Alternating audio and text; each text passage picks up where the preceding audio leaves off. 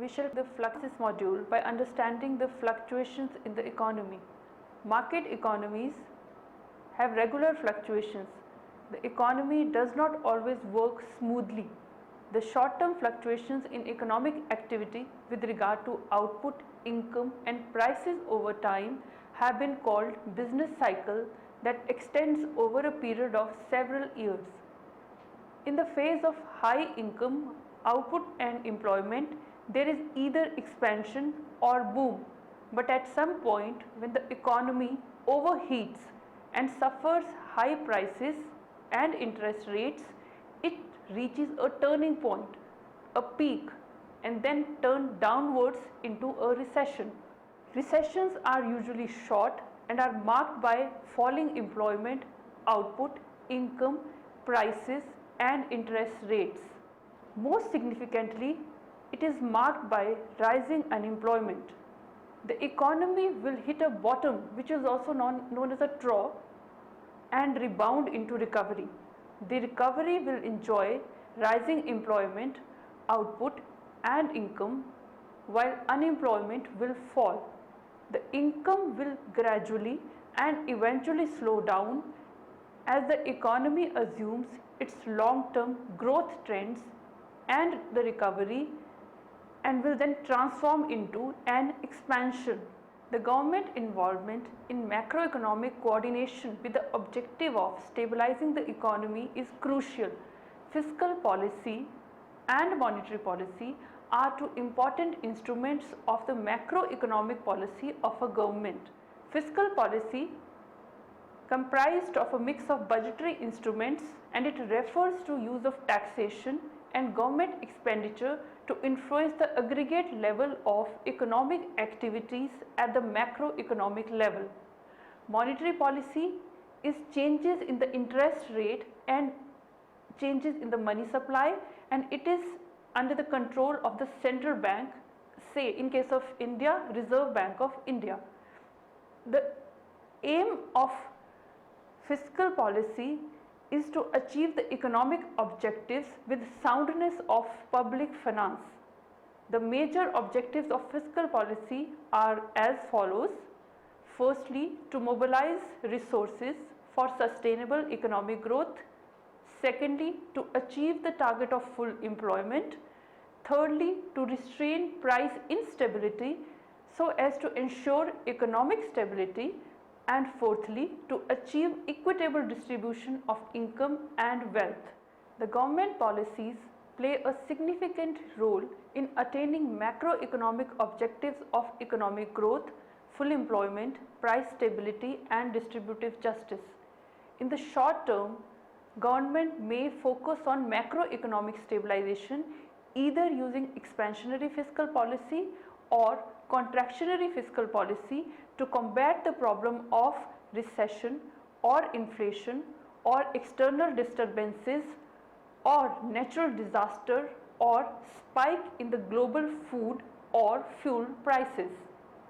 In the long term, the aim may be to fuel sustainable growth or poverty reduction with the actions on the supply side, as the drivers can be development, demographies or natural resource endowments. The developing economy may tilt expenditure towards primary health and education to reduce poverty, whereas in the developed countries, economic expenditure may be for pension reforms or other welfare programs related to aging population. Thus, the broad objectives are shared among the countries, but the relative importance differs across countries depending on the level of the development and on the circumstances of the country. In this module, the role of fiscal policy, which plays a key role in achieving economic stability, would be examined with the help of discretionary fiscal policy or automatic stabilizers. After studying this module, you shall be able to understand the mechanism of fiscal policy, examine the discretionary fiscal policy, and examine the automatic stabilizers working in the economy. Let us now move on to discuss the mechanism of fiscal policy. The fiscal policy of government is used as an active instrument of economic stabilization.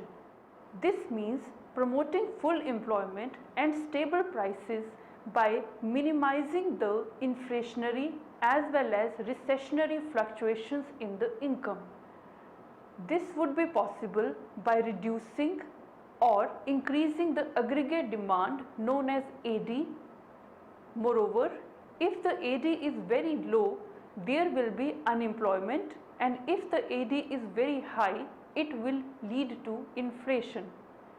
Fiscal policy is the policy of the government which is related to changes in its own expenditure and taxes in order to influence the AD, that is aggregate demand.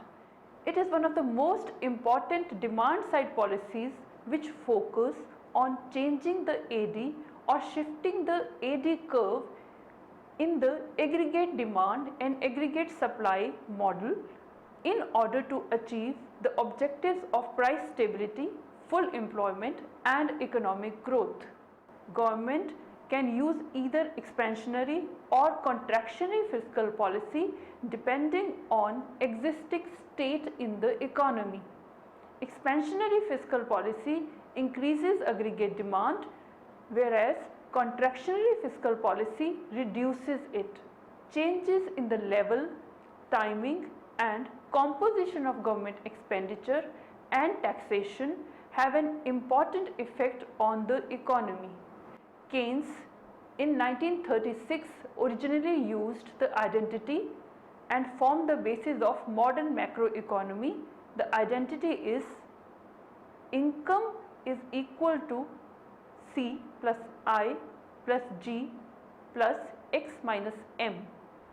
On the left side is Y, that is income, or GDP, the value of all final goods and services produced in the economy. On the right side are the components of aggregate demand, that is private consumption represented by C, private investment represented by I, government expenditure on goods and services represented by G, and exports minus imports, also called as net exports, represented by NX. The consumption is dependent on disposable income, YD. Disposable income is the income that remains after tax payments, T. That means disposable income YD will be equal to Y minus T. So it has Y and T variables. This equation also makes it evident that government effect macroeconomic activity, that is GDP, controlling G directly and influencing C, I and NX indirectly through changes in taxes, transfers and spending. Fiscal policy that increases AD directly through an increase in government expenditure or lowering taxes is typically called expansionary policy. By the contrast, fiscal policy is often considered to be contractionary policy if it reduces aggregate demand via lower expenditure or higher taxes. Fiscal policy influences all of these components of AD, that is aggregate demand. Government can influence C by imposing taxes on consumers, that is personal income taxes. It can influence I by imposing taxes on business profits. Similarly, government can easily change its own expenditure. Government influences X minus M by means of subsidies provided to the domestic producers, by import tax and so on. The changes in the government expenditure and taxes lead to two macroeconomic effects. First is the multiplier effect and the second is the crowding out effect. government purchases or change in the taxes are said to have a multiplier effect on aggregate demand.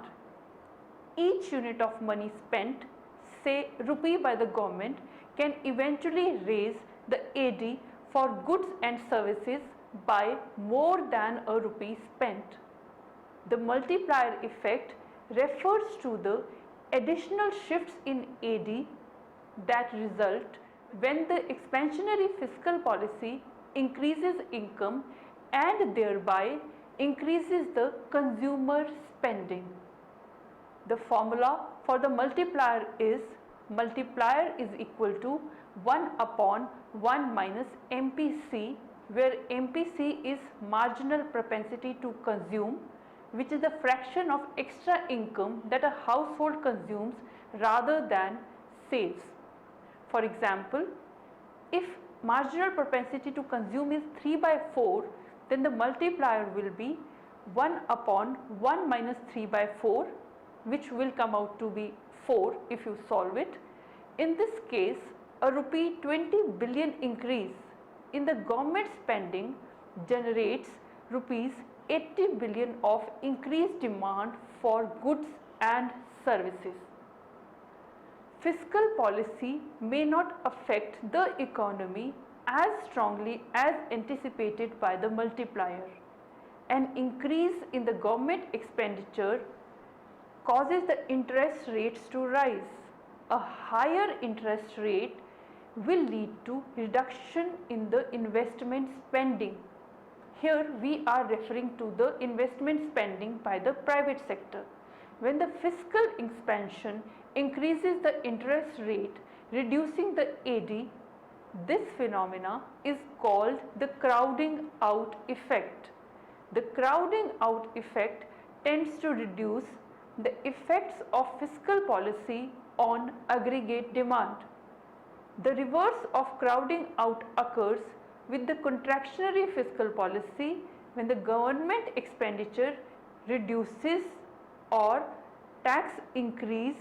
The effect, which is opposite to the crowding out, is called as crowding in effect. Thus, to minimize fluctuations in prices, output or employment through aggregate demand, the two mechanisms of fiscal policy are discretionary fiscal policy and automatic stabilizers.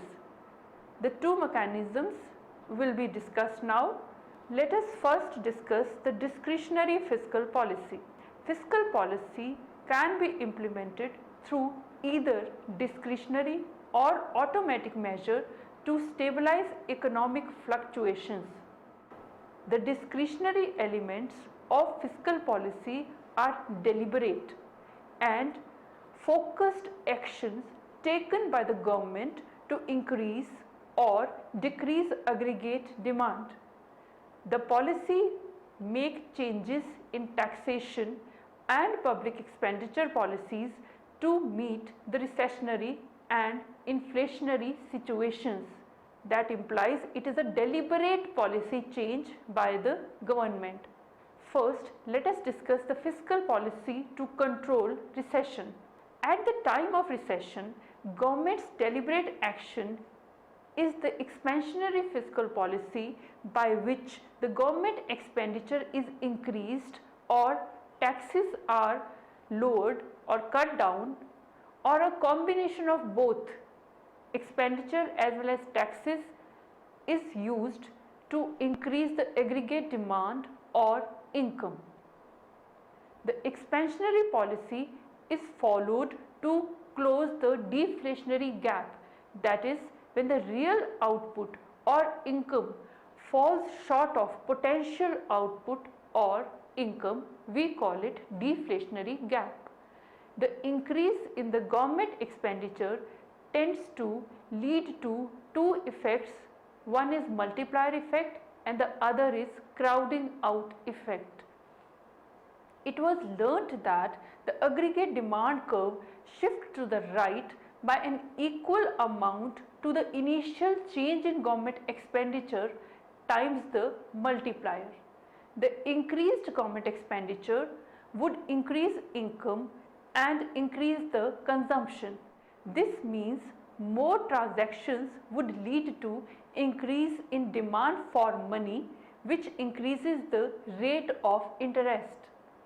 An important question is how to finance the increase in government expenditure. The increase in government expenditure must not be financed by raising taxes, as it offsets the expansionary effect. As investment is inversely related to rate of interest, the investment will fall and will then partially offset the increase in aggregate demand brought about by the increase in government expenditure. This is due to crowding out of investment or crowding out effect. The expansionary fiscal policy in relation to reduction in taxes increases the aggregate output or income. Next, let us discuss fiscal policy to control inflation. At the time of inflation, the government's deliberate action is the contractionary fiscal policy by which the government expenditure decreases or the taxes are raised, or a combination of both, aimed to decrease the aggregate demand or income. The contractionary policy is followed to close the inflationary gap, that is, when the real output or income is in excess of potential output or income. The AD curve shifts to the left by an equal amount to the initial change in the government expenditure times the multiplier. The decreased government expenditure would decrease income and decrease the consumption. A decrease in government expenditure tends to decrease in demand for money and decrease the interest rate. However, the decrease in income is somewhat offset by the decrease in planned investment resulting from lower interest rate. A contractionary fiscal policy means less expenditure by the government, which hampers the economic growth of a country. So, the government has to strike a balance between growth prospects and crowding out. The contractionary fiscal policy in relation to increase in taxes reduces the disposable income, which further decreases the aggregate demand. Now, moving on to discuss the limitations of discretionary fiscal policy. Stabilization goals are not easy to achieve. The existence of various types of time lags in the response of the economy to the stabilization policies can make the economy difficult to control. The effectiveness of discretionary fiscal policy measures for correcting cyclical fluctuations is questionable because of the limitations which I am going to cite now. First limitation is known as recognition lag. This refers to the time needed to recognize the existing of a boom or existence of a recession. It takes time to collect information and prepare even the preliminary estimates for the figures collected. For example, if the economy goes into recession on January 1, it may not be detected instantly until the statistical information for the first quarter is collected and analyzed. There is a lag between collection of information and application of fiscal measures for correcting economic instability. Government cannot change its fiscal policy overnight in response to fluctuations in income and output. It requires statistical information for the formulation of tax policy or expenditure policy. Hence, there is a recognition lag in the effective implementation of fiscal policy. Second problem is known as implementation lag. The time it takes to put the desired policy, for correcting fluctuations into effect once economists and policymakers recognize that the economy is in boom or recession is known as implementation lag. The government cannot change the decisions instantly as it involves the approval of the parliament or administrative decision making through annual budget. Thus, the implementation lag undermines the effectiveness of fiscal policy. Third lag is known as execution lag, the time that it takes for the economy to adjust to new condition after new policy is implemented. It is the time lag between decision taken by the government and its execution. The change in fiscal policy may not have immediate effect. For example, a government expenditure increases or tax cut, the individuals or firms would not revise their spending plans instantly. Thus, it would not stimulate extra private spending with extra government spending or tax cut. Next, we shall move on to discuss the automatic stabilizers. Earlier, we had discussed the discretionary stabilizers. The second type of fiscal policy is built into the structure of taxes and expenditure and help counter fluctuations in the business cycle. This is referred to as the non-discretionary fiscal policy or more commonly automatic stabilizers. They enact counter-cycle policy without the lags associated with discretionary policy changes. No political decisions are required and therefore implementation lags are minimized. It reduces the impact of recession and inflation and helps in ensuring economic stability. The automatic stabilizers ensure a prompter and self-correcting fiscal response. They operate in relation to the business cycle. The built-in stability of taxes and government expenditure, of transfer payments and subsidies pattern automatically raise aggregate demand in times of recession and reduce aggregate demand at the time of inflation without any deliberate action by the government or parliament. The changes in the expenditure and taxes that occur through automatic stabilizers do not shift the aggregate demand curve because they are automatic. The important automatic stabilizers include personal income tax, corporate income tax, transfer payments such as unemployment compensation, social security schemes and welfare benefits. The working of automatic stabilizers depends on the size of government but also on how responsive taxes and expenditures are to the cyclical fluctuations and the progressivity of the tax system. For instance, consider the decline in real income during the recession.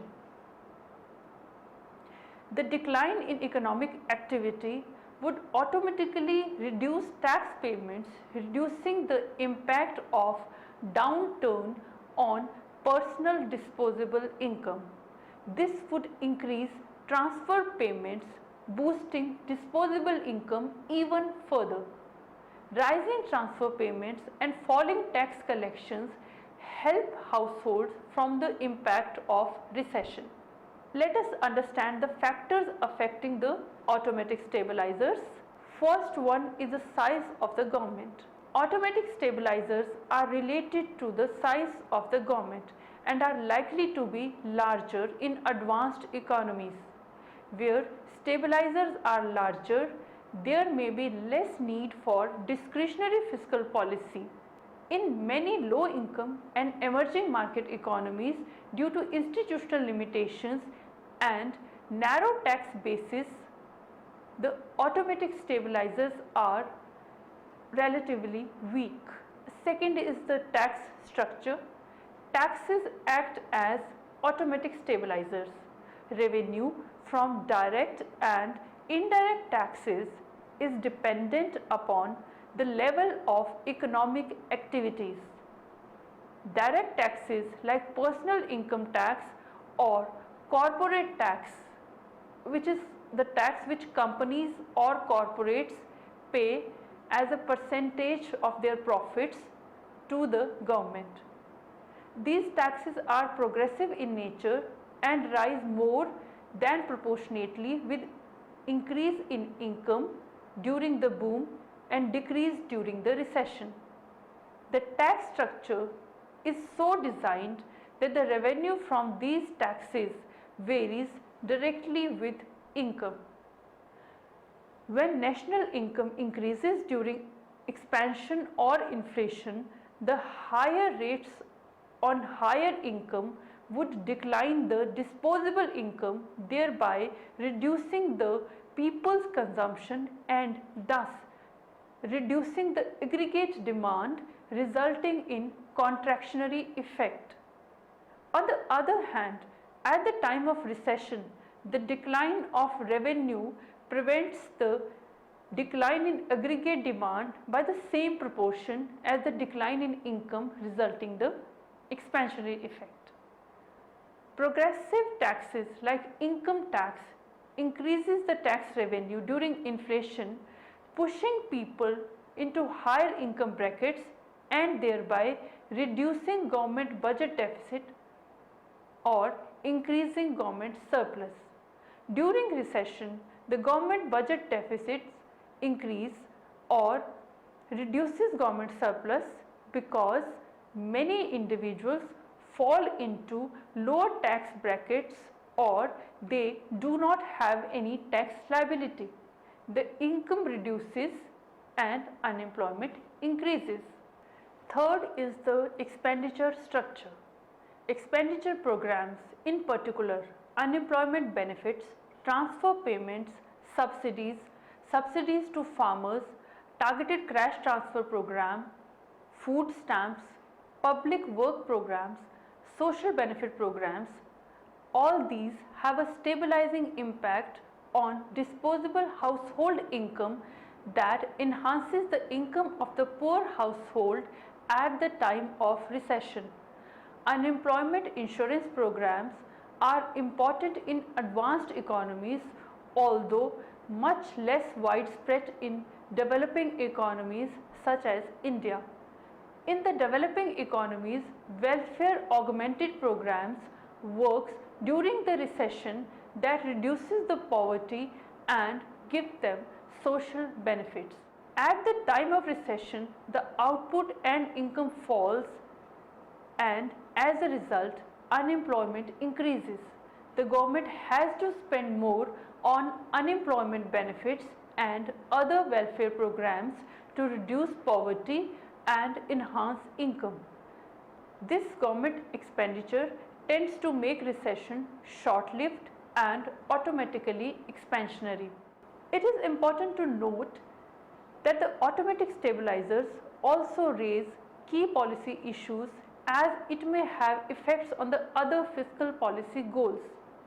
If the raise in automatic stabilizers is achieved by raising the tax and expenditure level, then equity goals might be enhanced by a larger size of the government along with the higher progressivity but would have efficiency cost.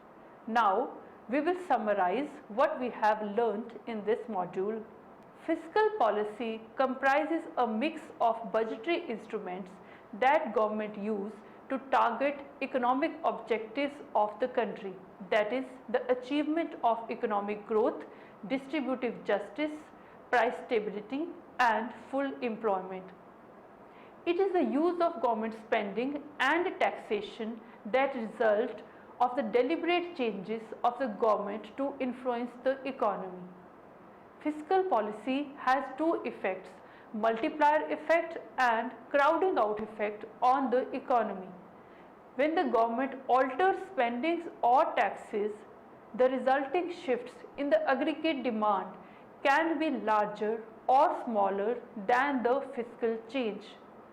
The multiplier effect tends to magnify the effects of fiscal policy on aggregate demand. The crowding out effect tends to diminish the effect of fiscal policy on aggregate demand.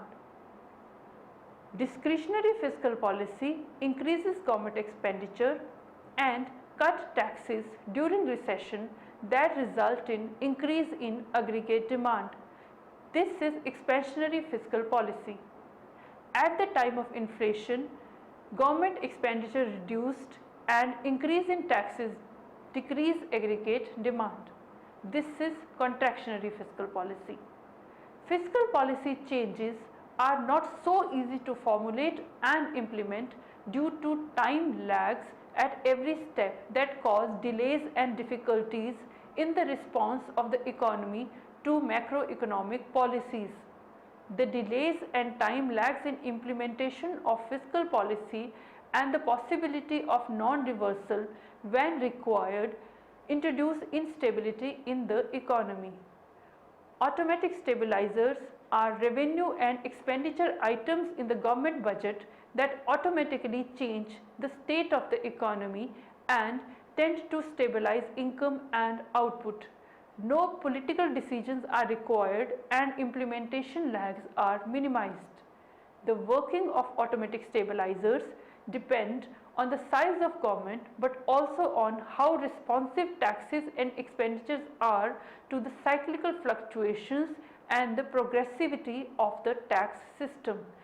At the time of recession, the government automatically takes in more expenditure increasing budget deficit, whereas during inflation, the government automatically takes in more revenue reducing budget deficit or increasing the budget surplus.